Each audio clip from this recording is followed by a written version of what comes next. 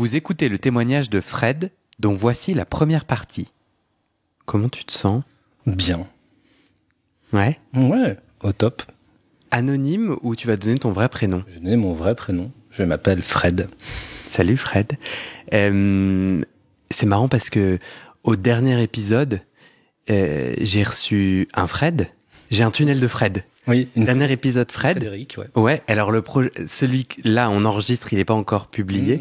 Donc là, j'ai un tunnel de Fred, une Frédéric, un Frédéric. Toi, tu es aussi Frédéric. Peut-être je te mettrai Fred. Voilà. Sinon, on va se perdre. Voilà. Pourquoi tu as eu envie de témoigner ? Alors, ça doit faire maintenant 2 ans que je suis ton podcast. Il a dû être créé en 2021, quelque chose comme ça, je crois. Donc ça fait 1 an. Enfin bref, je suis le podcast et du coup moi-même je suis en analyse, un parcours d'analysant et avec un moment de pause et un moment d'anti-thérapie analytique. Et je me suis dit j'ai envie de partager ça pour dire aux gens que en fait c'est même possible quand des moments on est même anti-analytique, ouais. et d'y revenir et d'y aller, et ça se passe bien. Et c'est vraiment... ça porte ses fruits. Donc, si j'ai bien compris, tu fais une première tranche. Oui. De combien de temps ? d'1 an. Pendant 1 an. Et tu quittes avec... Pendant combien d'années tu t'es dit... Tu t'es dit, c'est vraiment pas pour moi, c'est de la merde. Ouais, et en plus en étant... parce que j'ai fait des études de psycho, et d'avoir des discussions avec d'autres potes psychologues en leur disant « Ah non, franchement, l'analyse, c'est pas pour tout le monde, c'est nul, ça sert à rien, ça marche pas, c'est trop has-been, enfin... » Ça date d'un autre temps, parce que ça date du début du siècle, voilà, c'est plus adapté, c'est trop long, c'est pas efficace, etc., etc. Et du coup, pendant un temps, j'ai quand même eu des suivis, mais avec des thérapies beaucoup plus d'hypnose, j'ai tenté les MDR, des coachings, des choses beaucoup plus efficientes, efficaces, en me disant que c'était ça qui marchait mieux et que finalement la psychanalyse, c'était un truc un peu de bourgeois qui vient s'allonger sur son divan pour parler de ses petits problèmes, mais finalement que ça, sans rien de plus, quoi. Qu'est-ce qui s'est passé pendant cette année, selon toi ? Quel a été le déclic pour que cette colère... T'as pas dit colère, pardon. Pour que cette haine... Enfin, t'as dit haine ? Il me gêne ce mot, il est très puissant. Qu'est-ce qui explique ce dégoût ? Ouais. Alors en fait, déjà, j'ai fait des études, moi, en psycho. Donc j'ai quand même... À la base, quand j'ai commencé mes études de psycho, c'était pour être psychanalyste. Donc j'étais parti pour faire ça. Okay. Et je m'étais dit, du coup, pour être psychanalyste, il faut passer par une analyse. Donc j'ai commencé à chercher des analystes avec qui j'ai essayé.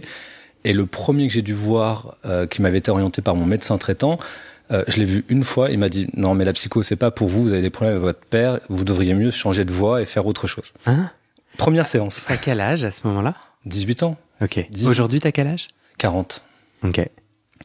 Et donc du coup, je fais ça commence pas bien, mais c'est pas grave. Ça va peut-être, on va retenter plus tard, parce qu'en plus j'avais pas de moyens, donc il fallait que ce soit des choses faites à des psychiatres, avec une prise en charge, quoi, plus, pour pouvoir, parce que ça a un rythme, et donc du coup ça coûte beaucoup d'argent, donc il fallait quelque chose de plus accessible financièrement. Donc voilà, donc je recherche après, je retente 1 an plus tard, et là c'était pendant une période de rupture amoureuse. Et j'arrive et la psy, c'était une psychanalyste cette fois-ci, elle me regarde, elle me fait non mais bon, ce ne sont que comment elle avait dit, des amourettes d'adolescence, ça passera, votre souffrance liée à ma rupture. Et donc deuxième déception d'une intervention que je trouvais pas du tout appropriée au regard de moi, ce que je vivais, de la difficulté que j'avais. Donc je me dis ça fait beaucoup, pas grave. Donc là déjà j'ai un peu de réticence et je me dis c'est peut-être pas finalement ce que je veux faire et ça correspond pas à ce que j'entendais de la psychanalyse. Et puis après, il y a un temps qui se passe, et puis à un moment, je suis dans une difficulté amoureuse, je me recherche un psy, mais sauf que j'y vais initialement plutôt parce que j'ai un problème d'alcool et de dépendance, et donc je vais dans un centre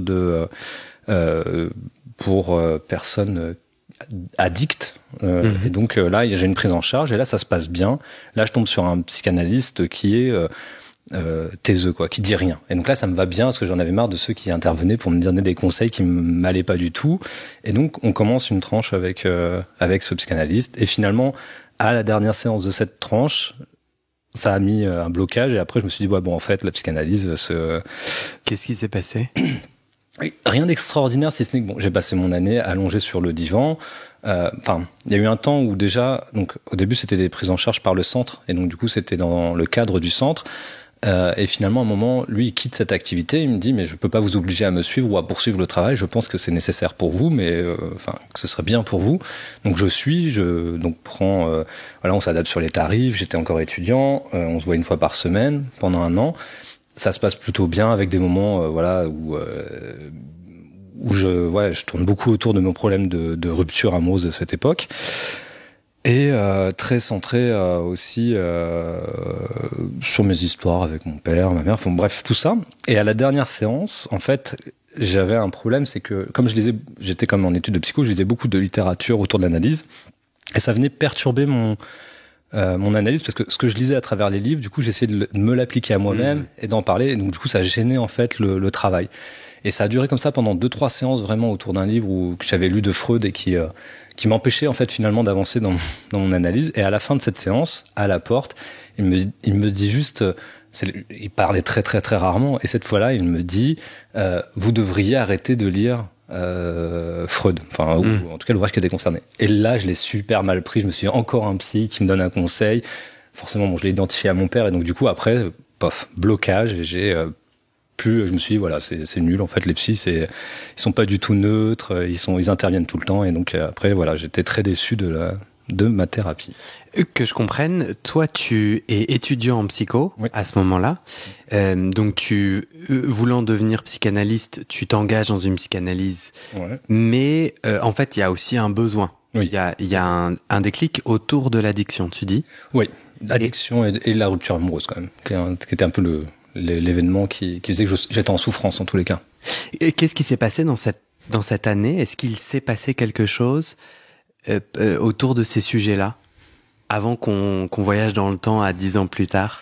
Quand tu veux dire est-ce qu'il s'est passé quelque chose, Alors, comment s'est passé cette année? Parce que j'entends qu'il y a un point de rupture où en gros, il te dit quelque chose et ça déclenche quelque chose, un rejet chez toi, et tu pars. Oui.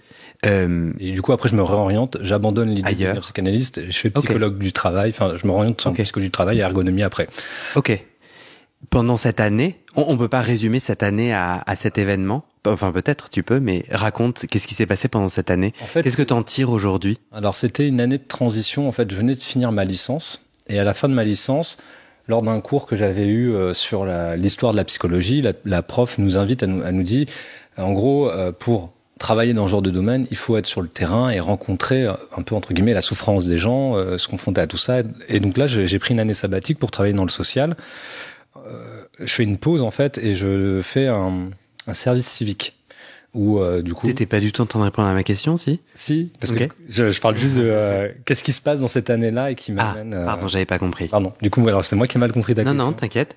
J'avais envie de comprendre quel a été l'impact de la psychanalyse. Ah oui, d'accord. Excuse-moi, ouais. Non, c'est moi. Quel a été l'impact de la psychanalyse? Pendant ce temps-là, et c'est là où justement j'étais déçu, c'est que j'avais vraiment pas la sensation que tout ce temps que je passais changeait quelque chose dans ma vie, en fait. Parce que j'avais toujours mes problèmes d'alcool, et j'étais toujours très, très, très triste et très dépendant. Enfin, j'étais en rupture, mais j'étais dans une obsession de cette personne que j'arrivais pas à quitter et dans laquelle qui m'obsédait, et ça, la psychanalyse m'aidait pas du tout, en fait.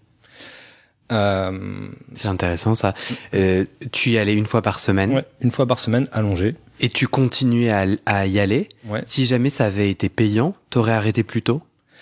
Je pense pas que j'aurais arrêté plus tôt, j'aurais plutôt continué en me disant, je vois le bénéfice de l'analyse, et ça me fait quelque chose, et ça sert à quelque chose. Là, j'étais plutôt à l'impression que ça fonctionnait pas pour moi. J'avais vraiment un sentiment d'échec, en fait, dans cette analyse. Et attends, si tu payais pas, puisque c'était remboursé? Celui-là, je payais, en fait. D'accord, ok. Les autres, et il y avait un arrangement, je sais pas, pour un psychologue sur Paris, je payais vraiment pas cher, mais parce que j'étais étudiant, j'étais en service civique à cette époque-là, donc tu touches une petite indemnité par mois. D'accord, ouais. Voilà. Pourquoi continuer pendant 1 an si ça ne fait rien?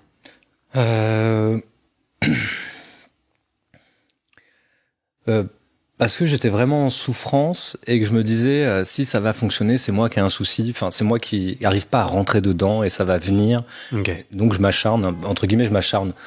Après, en même temps, comme c'est coûteux, parce que ça coûte de l'argent, mais après tu viens, tu te poses, tu t'allonges, tu te dis, bon bah voilà, c'est un temps où je vais quand même parler.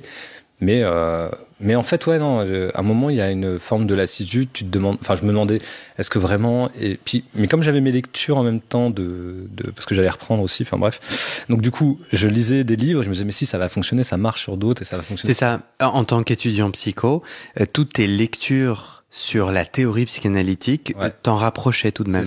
C'est ça. Tu te disais là, ce que le monsieur Freud il écrit, c'est pas mal. Ça va m'être utile. Enfin, moi par exemple, Freud, je l'ai découvert très jeune. Enfin, genre en troisième, parce qu'en troisième, on a étudié le complexe d'Oedipe. Ça m'a parlé. Et moi aussi. Voilà. Je me souviens. Et du coup, c'est cette lecture-là qui m'a amené à me dire, je veux être psychanalyste, je veux être psychologue. Après, bon, j'y reviendrai. Enfin, je sais pas si j'y reviendrai, mais je le dis maintenant. Mais du coup, j'ai fait une association bête entre mon prénom Freud, à une lettre près, et du coup d'identification que je pourrais devenir cet homme.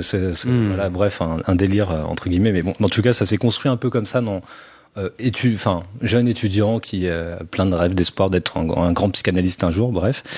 Et puis finalement, après, dans la cure, c'était dans ces premiers passages, en tous les cas, pas du tout. Opérationnel, enfin en tout cas j'y arrivais pas à rentrer dedans. 20 ans plus tard, donc en gros ce que tu m'as dit quand on a préparé cet entretien, c'est qu'aujourd'hui tu considères vivre une révolution, que la psychanalyse, que la tranche dans laquelle tu es aujourd'hui ou que tu as terminé ? Non, que je continue du coup.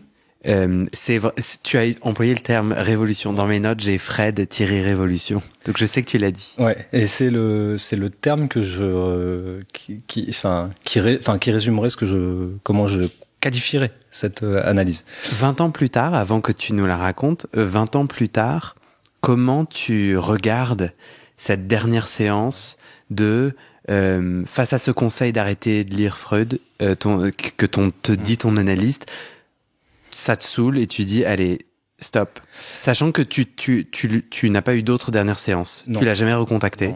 T'as disparu dans la nature. Ouais, tout à fait. Donc on n'a jamais. Oui, après du coup j'ai même pas discuté avec lui pour dire je mettais fin à l'analyse ou quoi que j'ai pris comme une forme d'affront.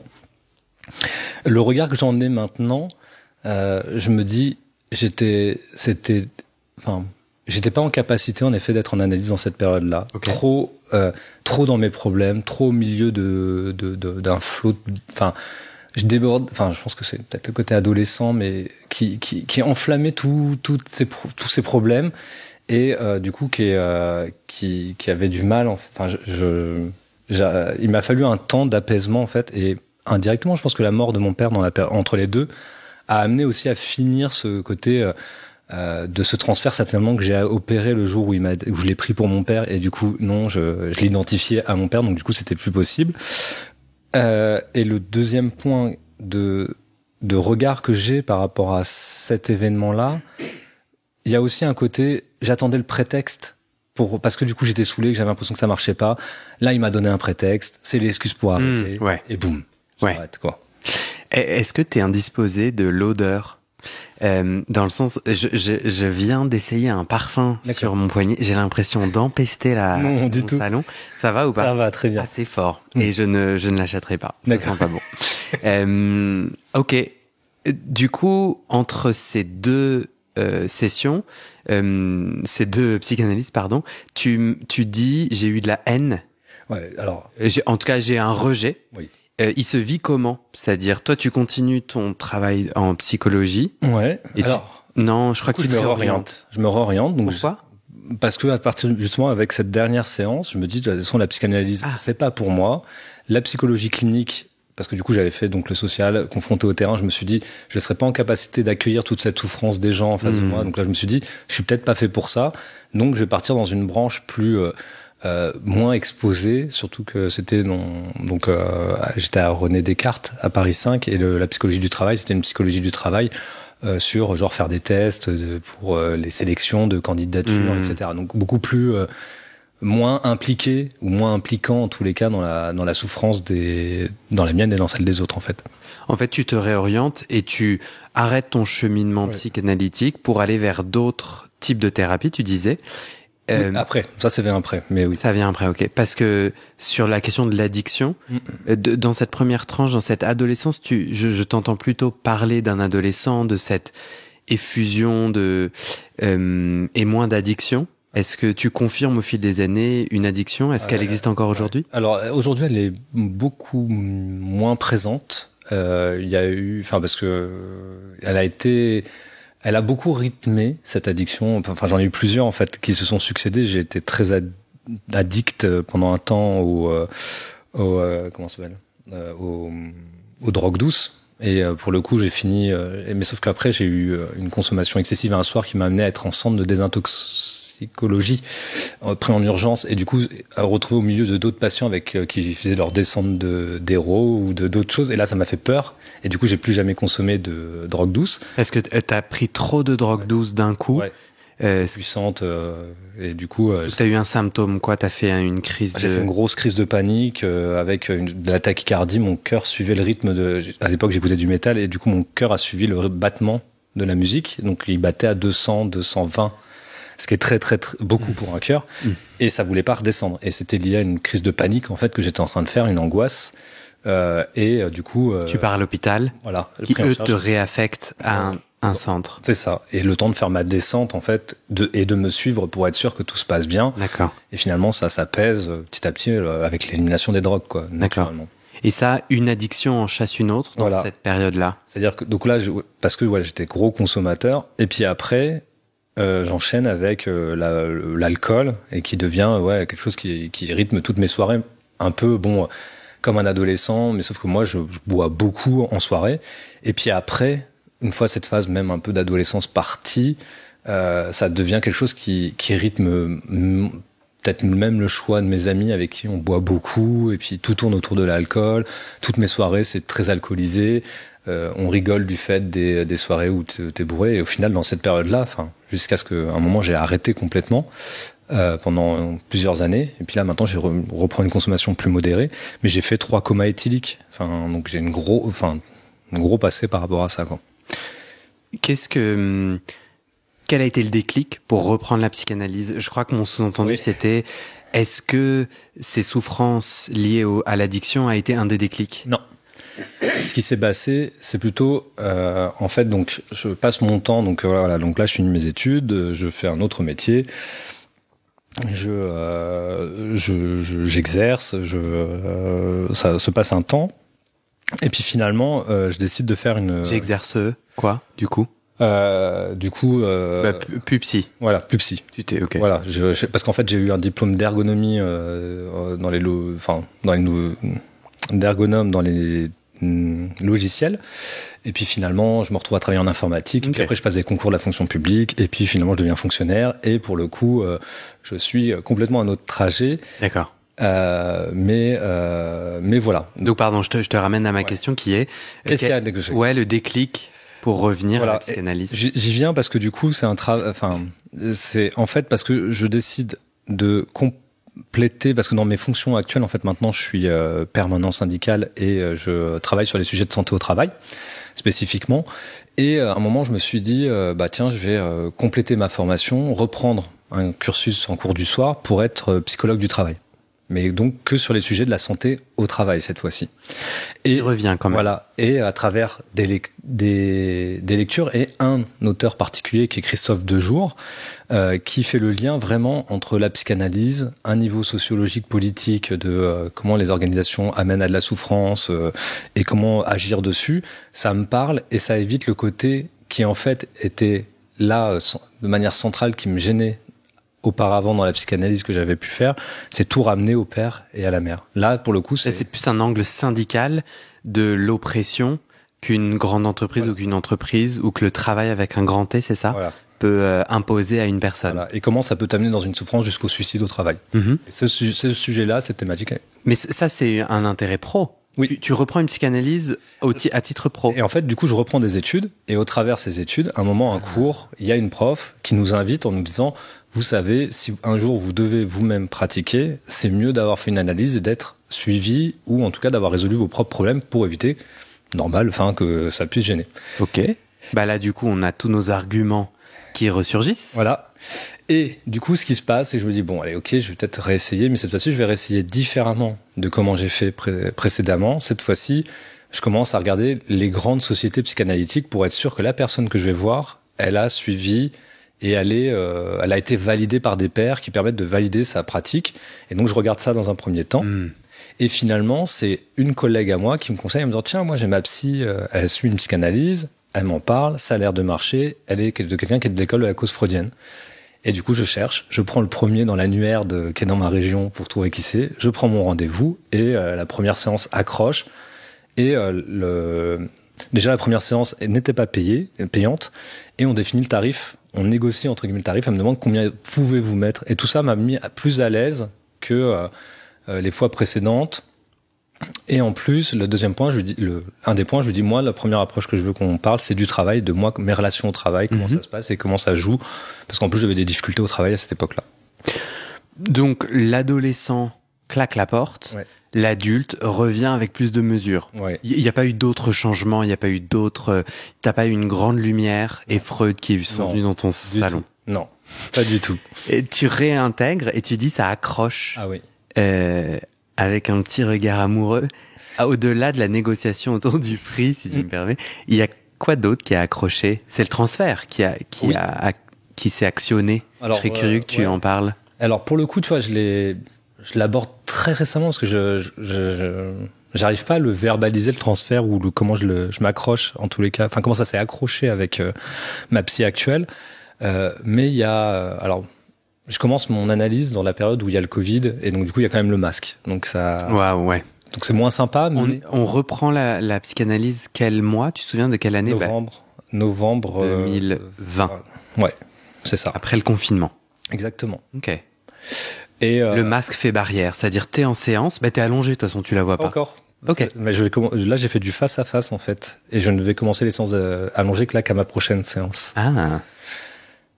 Et je pense que c'était un point nécessaire de reprise aussi, d'avoir ce face en fait avec. On était à deux doigts du face à face, non? Oui, alors je pense que c'est un lapsus, mais qui s'est. Non, c'est moi qui l'ai entendu. Voilà. Je pense que c'est mon esprit mal tourné. Ouais. Non, c'était un mix avec face et fait, en fait. Ouais. Qu'est-ce qui a accroché au-delà de la négociation? Déjà le fait que ce soit une femme. Ok. Premier point, je pense, qui était important. Qu'est-ce que t'as senti? Tu t'es senti en confiance? Ouais. En plus, alors la pièce dans laquelle je rentre, puisque du coup il y a aussi la configuration un peu spatiale du lieu. Ouais. C'est une maison de ville mitoyenne, petite, et du coup on rentre et un petit escalier qui te fait redescendre dans une autre petite pièce qui donne un petit côté cocooning. Ah ouais. Avec plein de livres derrière elle et des deux côtés où je me sens bien. Tu vois, genre entouré, encadré, avec quelqu'un qui est plutôt qui a une voix je dirais assez douce, enveloppante. Donc, du coup, je me dis, je suis bien là. Ça, je sens que je vais pouvoir parler librement et que ça va pouvoir se faire. Tu dis, c'est une révolution que je vis. Oui. Raconte. Pour le coup, là où, par exemple, dans ma première analyse, je n'ai pas vu d'effet concret dans ma vie, très rapidement, dans les premières séances, dans les premiers mois, concrètement, je vois des effets qui s'opèrent dans ma vie.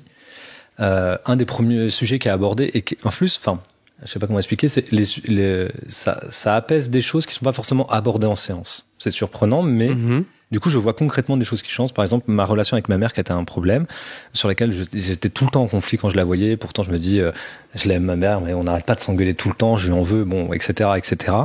Et c'est ce qui fait que toutes les fois où je vais la voir, ça finit forcément en engueulade, en truc relou. Dès qu'elle m'appelle, ça me saoule, etc. Mais je réponds quand même, et donc du coup on se prend la tête, etc.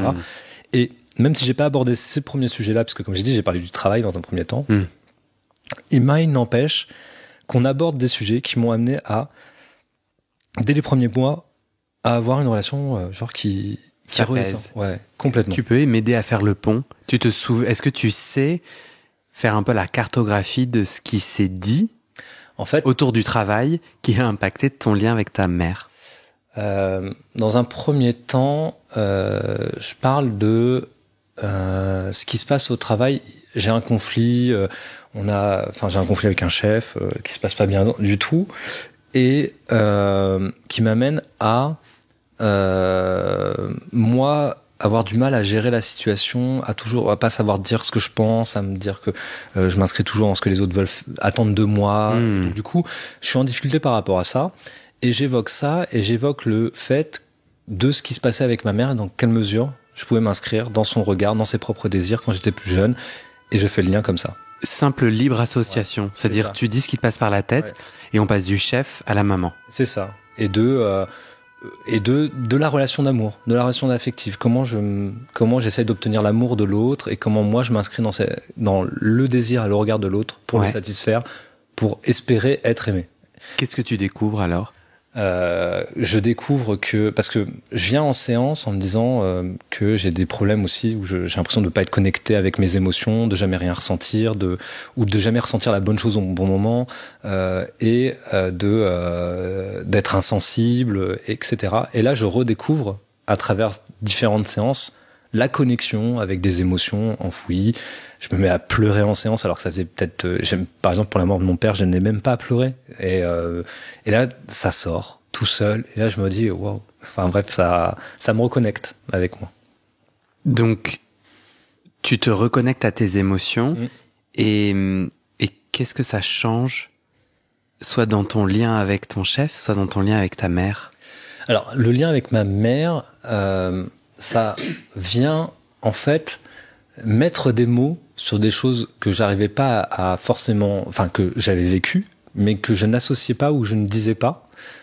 Comme dire, voilà, en fait, je répondais à ses propres désirs, je m'inscrivais dedans, même si j'avais pu le dire en l'illustrant, parce que elle voulait que je sois pompier, comme mon père était pompier. Donc du coup, quand j'étais petit, elle m'offrait que des jouets de pompier avec lesquels j'avais pas le droit de jouer, qu'elle exposait, et elle m'inscrivait là-dedans, et à chaque fois on me demandait qu'est-ce que tu veux faire, je vais être pompier. Et c'est comme ça que je répondais à ses propres désirs sans jamais savoir vraiment ce que moi me faisait plaisir, en fait. Et ça a duré très très longtemps. Et en fait, bon, après faudrait que j'aille plus dans les détails, mais plein de violences que j'ai subies de la part de ma mère, tu as pas envie d'en parler? Si, mais quand tu dis il faut que je rentre dans les détails, on est là avec toi, on écoute ton témoignage, du coup on est là pour ça, voilà. En tout cas. Exactement. C'est juste ça me paraît de sauter du coq à l'âne, du coup, par rapport au sujet que je parle, mais à mon avis c'est pas très coq à l'âne. D'accord. Tu veux dire en quelques mots ce qui s'est passé? Oui, je peux dire en quelques mots, parce que donc on commence par le sujet du travail, et en fait je vois que alors là où avant, dans l'analyse précédente, guidé par l'histoire du complexe d'Oedipe, j'aime ma mère, je veux tuer mon père, et puis mon père m'a abandonné, donc du coup j'ai tué mon père, j'ai gagné la victoire, et donc c'est comme ça que je résous mon complexe d'Oedipe. Enfin, tu vois, j'analyse, c'est comme ça que je fais des liens concrets, réels, liés à mon histoire, mon enfance, et ce qui se passe. C'est moins conceptuel, voilà. T'es moins, tu lis pas le chapitre d'Oedipe, et après t'essaies de te l'appliquer de façon un peu littéraire. Et quand j'aborde ça, d'ailleurs, avec ma psy actuelle, elle me dit, vous savez, il y a plein de façons de résoudre Oedipe, ça ne sert à rien de vouloir. Et donc elle évacue ce sujet-là. J'ai pas entendu. Il y a plein de raisons de résoudre, plein de façons de résoudre Oedipe. Et donc ça ne sert à rien de vouloir rentrer dans un schéma. Et ça, moi, ça me libère d'un coup. Et je me dis, ça y est, je peux parler vraiment de moi, de ce que je ressens. Et plus de la théorie. Voilà. Du coup, tu te mets avec elle à te reconnecter à des choses qui sont arrivées et qui étaient bloquées en toi. C'est-à-dire les violences que toi t'as ressenties, elles étaient comme... En fait, j'essaye de mettre des mots pour que quelqu'un qui a jamais fait de psychanalyse puisse se dire c'est quoi ce bordel, et d'être au plus proche de ce que t'as ressenti. C'est que coincé au fond à gauche de ton corps, un peu refoulé, la réalité de ces violences et de ce que t'en as vécu biaise tout ton système d'expression d'émotion et de connexion à l'émotion. Peut-être même ton cerveau est en train de te sauver en se disant il va se prendre une telle décharge, donc on coupe. Ce qui fait que le moment où petit à petit en séance tu t'y reconnectes, alors le système des émotions refonctionne, et du coup tu peux mieux choisir comment tu réponds à la demande de ta mère. Ouais. Qu'est-ce que tu penses de toute cette simplification et des ponts? Non, je pense que à travers ce que tu dis, pour l'exprimer encore plus, toutes ces connexions, tous ces problèmes, je suis obligé de parler de ce qui fait révolution, mais qui s'explique donc par... alors, je sais pas c'est trop de choses à dire en même temps. Je vais essayer de simplifier pour rester clair par rapport à mon propos. Donc oui, il y a de ça, mais en plus, parce que à travers différentes séances, finalement, l'association fait que je dégrossis des chantiers immenses et des pans immenses de ma vie que j'avais pas connectés ensemble, les uns des autres. La relation avec ma mère et un autre événement beaucoup plus traumatique, qui se connectent en fait à tout ça. Je finis juste de faire le détail des violences que je vivais avec ma mère ont leur importance parce qu'elles vont expliquer encore plus le lien avec l'événement que je vais parler après. Mais du coup, ma mère me battait quand j'étais petit. Elle ne me faisait pas de place. J'avais pas le droit d'intimité. Je vivais dans la même chambre que ma sœur dans un 2 pièces. On avait un lit superposé, pas d'armoire à nous, pas d'espace, pas de jeu. Elle avait mes parents, mon père était alcoolique et battait ma mère et donc du coup ils se sont séparés. Et finalement, il nous a abandonnés, et il nous a laissés, et ma mère était toute seule, et donc elle a fait reposer sur nous, ma sœur et moi, la responsabilité de cet échec et du fait qu'elle se retrouvait seule, donc elle vivait seule. Elle avait des pratiques, comment dire, elle avait je sais pas comment le dire sans être trop vulgaire. Donc il y avait toutes ces violences. Sois-le. Ouais. En fait, elle avait quitté un pompier, mon père, et finalement, elle avait toujours cette adoration des pompiers et elle a maintenu des rencontres avec des pompiers qui venaient juste pour la voir, pour la niquer, la baiser. Et c'était comme ça pendant toute ma jeunesse. Je voyais des pompiers arriver chez moi le soir, sonner à la porte, passer la soirée avec nous. Nous, on devait partir dans notre chambre pendant que elle avait une activité sexuelle, alors qu'on était dans un appartement où il y avait pas tu vois, notre porte était ouverte, elle était pas fermée. Donc on était exposé à beaucoup de sexualité, beaucoup de choses dans lesquelles, en fait, c'est ce que l'analyse me permet de comprendre maintenant. Okay. Elle maintenait une forme de, comment dire, elle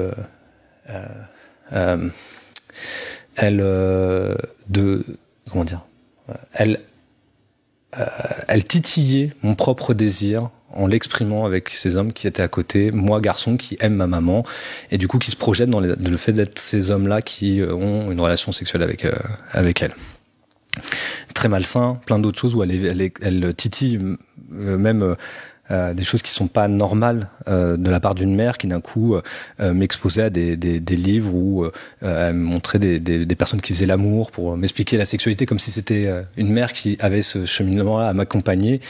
Là où on pourrait dire elle était super moderne à vouloir me présenter ça, sauf que j'avais 8 ans et que c'était pas l'âge et pas le moment. Donc tout ça se met en lien, tout ça je comprends, l'univers malsain en fait de ce qui est un peu de ce qui s'appellerait une forme de relation d'inceste non réalisée, oui, mais qui s'établit un peu comme ça, quoi. Et d'où le côté en fait hyper oppressant et de ce qui faisait que j'étais en forme de colère en fait, parce que j'avais pas ma place et que tout ça j'étais dévoré par ma mère en fait. Donc ça prend beaucoup de sens et ça fait de la connexion avec un autre élément, un événement donc du coup que j'avais vécu quand j'étais petit. J'ai été abusé par mon cousin qui avait 12 ans et j'en avais 8. Et sauf que moi j'ai vécu avec cet événement-là en me disant c'est l'acte d'amour d'un petit garçon pour son cousin parce que je l'aimais beaucoup, j'étais admiratif et suite à cet événement d'abus que j'ai subi, j'ai vécu dans l'idée que non, mais c'était un acte d'amour et donc pour pouvoir y faire face. Et j'ai vécu comme ça pendant des années. On me disait, quand j'en parlais des fois à des gens, des personnes, je disais oui, j'ai déjà eu une relation homosexuelle avec mon cousin, c'était chouette, etc., etc. Et en fait, donc pendant l'analyse, j'évoque tous ces problèmes d'environnement un peu malsain, et puis d'un coup, j'évoque ce souvenir-là en disant oui. Et puis des fois, je me suis posé des questions sur ma sexualité. Première fois.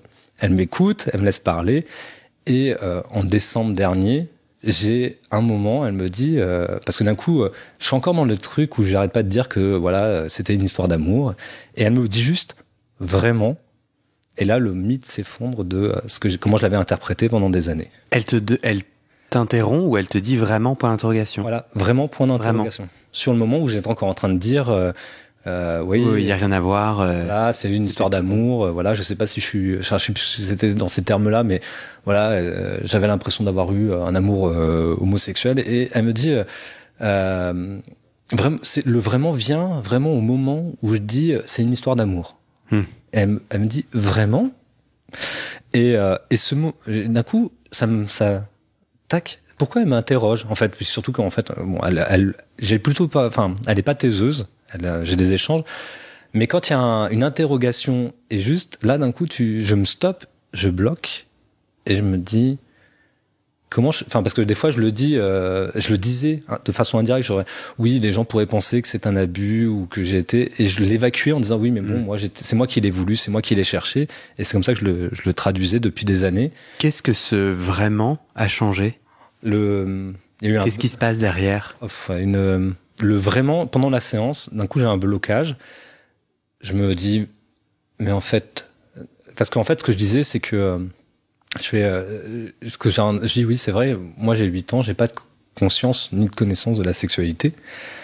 Et lui, il a 12 ans. Lui, il a cette expérience-là. Il sait pourquoi il fait des choses, pas moi. Et donc là, je prends conscience qu'en fait, il m'a utilisé. Mais l'utiliser va venir plus tard, parce que en fait, déjà, je prends conscience qu'en fait, j'ai été abusé. J'arrive pas, ça va me prendre d'ailleurs 2-3 séances à pouvoir mettre le mot et à le dire tel quel. Mais le vraiment me fait, je sais pas comment dire, prendre un pas de côté, me dire, sortir du mythe, en tout cas de l'histoire dans lequel pour le moment tu étais, qui m'a permis de survivre. Enfin, je pense que c'est une forme de survie en fait, dans lequel ce que j'ai vécu en fait, parce qu'en fait quand c'est arrivé, après j'ai un moment où j'ai un blackout complet, je fais un trou noir, je vois le démarrage de l'abus, puis ça s'arrête. Et puis tu sais plus ce qui s'est passé. Voilà, je reprends un peu je reprends des souvenirs ou mes esprits plus tard. Et puis voilà, moi je vis avec cette chose-là qui revient à mon adolescence. Et puis je l'intègre comme oui, voilà, j'ai une expérience homosexuelle, j'étais amoureux de mon cousin. Hop. Et je vis comme ça parce que pour pouvoir faire face à cet événement, pour lui donner du sens à moi, pour que ça puisse ne pas être être victime. Oui, c'est ça. Tu t'enveloppes. Du coup, quand le mythe s'effondre. Ouais. Qu'est-ce que ça change pour toi? Alors, dans un premier temps, c'est l'effondrement total. Je pense il y a une forme d'aberration en termes. Vraiment, je me sens en séance dans ce moment-là m'enfoncer dans le fauteuil et me dire c'est un mythe. Enfin voilà, pour le coup, c'est un mythe qui s'effondre de comment j'ai fait ma vie. Et puis du coup, ça me fait prendre du. Alors après, il va y avoir, je sais pas. Une quinzaine de séances qui vont parler de ça, qui vont en reparler différemment et qui me font m'amener à vraiment mesurer l'ampleur de toutes les autres choses auxquelles à côté ça a touché, sur le fait que je sois pas connecté à mes émotions aussi, parce qu'en fait, du coup, pour pouvoir survivre à ça, j'ai bloqué un certain nombre de choses, donc ça, le corps est dissocié un peu de ce que je pouvais ressentir, tout ce qui est le rapport amoureux, le rapport de la sexualité, ça joue sur parce que en fait un truc qui s'était passé par rapport à ça, c'est que comme en fait j'étais amoureux, il y avait vraiment un sentiment d'amour de ma part de petit enfant qui était admiratif de son cousin, et comme il y avait un environnement, moi, dans lequel je baignais, où j'étais dans la sexualisation de tous les rapports avec ma mère, avec l'environnement familial. Du coup, j'avais déjà connaissance de la sexualité. Et donc, moi, dans ma tête, je suis amoureux, du coup, peut-être que l'expression de l'amour va passer par ce genre de choses. Mais sauf que je le retraduis quand je suis adolescent, ça. Et en fait, ça m'amène à... Je sais plus pourquoi je parlais de ça. Ça t'amène peut-être à remettre du sens. Ouais. En fait, donc là, étape 1, j'ai l'impression qu'il y a... tu détricotes des mythes qui te créent un équilibre. Ouais. Parce que... en tout cas, tu remets des informations et des faits autant que faire se peut, et tu remets des mots et des émotions plus vrais entre guillemets, plus vraiment, où en fait non, est-ce que j'étais amoureux, est-ce que c'était heureux ou pas, etc. Et ma question c'était, du coup, ça te fait quoi aujourd'hui? Donc tu as été, cette deuxième tranche, c'est 2 ans en face à face. Est-ce que tu as l'impression que mettre des mots t'a libéré, par exemple, dans ton rapport amoureux ou sexuel? Il a apaisé des choses, parce qu'en plus, avec ça, c'est que ce qui ne se dit pas se joue ou se répète. Et donc, du coup, j'avais des problèmes dans ma vie sexuelle à concilier comment être amoureux et avoir un rapport sexuel, par exemple. Ça veut dire que la personne avec qui tu avais des sentiments amoureux, tu n'arrivais pas à avoir un rapport sexuel? Alors j'y arrive, mais dans ma tête c'était compliqué d'associer les deux. Donc du coup j'avais l'impression... Est-ce que c'est violent? Bah ouais, ou alors parce que pour moi dans ma tête c'était quelque chose de salissant, du coup, qui est pas compatible avec le sentiment amoureux. Ça reste quelque chose qui était difficilement conciliable, quoi. Et donc du coup qui était problématique. Il y avait des problèmes de, par exemple, comment dire, dans même, je sais pas comment expliquer ça. Enfin, je vais parler plutôt de tout ce qui m'amène. Et je bloque en fait parce que du coup j'ai une idée, mais c'est parce que c'est assez intime. Mais par exemple, j'avais juste, tu veux prendre un moment et décider si t'as envie de le raconter ou pas. T'es pas obligé de te laisser prendre dans le témoignage. Tu peux choisir de le dire ou pas. Non, parce que ouais, du coup c'est trop intime. Mais ça a changé de même dans des choses dans mon rapport à moi et la sexualité, la façon de prendre plaisir. J'ai envie, par une simplification, par un point un peu facile, de poser la question autour justement de l'orientation sexuelle, puisque tu disais, c'était ça le mythe, c'était oui, j'ai eu un amour homosexuel. Oui. Aujourd'hui, du coup, t'as compris quoi? L'amour homosexuel camouflait le viol? Non, alors en fait, je pense que c'était un âge où il n'y a pas d'histoire d'homme-femme. Enfin, du coup, enfin voilà, je pense qu'il n'y avait pas d'histoire d'orientation sexuelle en fait. C'est revenu plus tard, ça. C'est parce que c'est une reconstruction, moi, adolescent, qui d'un coup intègre l'événement qui arrive et qu'il faut le retraduire avec des pulsions sexuelles. Mais petit, non, en fait. Après, ça m'a amené à comprendre aussi que avec mon cousin, c'est arrivé parce que mon père m'a abandonné et que du coup, je recherchais une figure d'homme sur lequel m'accrocher et être amoureux et pouvoir venir. Et donc, du coup, il a abusé de cette position-là aussi. Et ça m'a permis aussi de comprendre que finalement, là où j'étais un peu dans le trouble justement de l'orientation sexuelle, de clarifier que non, enfin, il y a, oui, de la tendresse ou mais c'est pas, j'arrive mieux à avoir le plaisir que j'ai à avoir une sexualité hétéronormée et hétérosexuelle, quoi. Et à prendre plaisir dans cette sexualité-là et que finalement ça me correspond pas tant que ça le côté homosexuel. Et tu te sens aujourd'hui dans le bon cheminement de liberté? Enfin, tu te sens, t'es en cours en fait, dans ce rapport amoureux, dans ce rapport sexuel.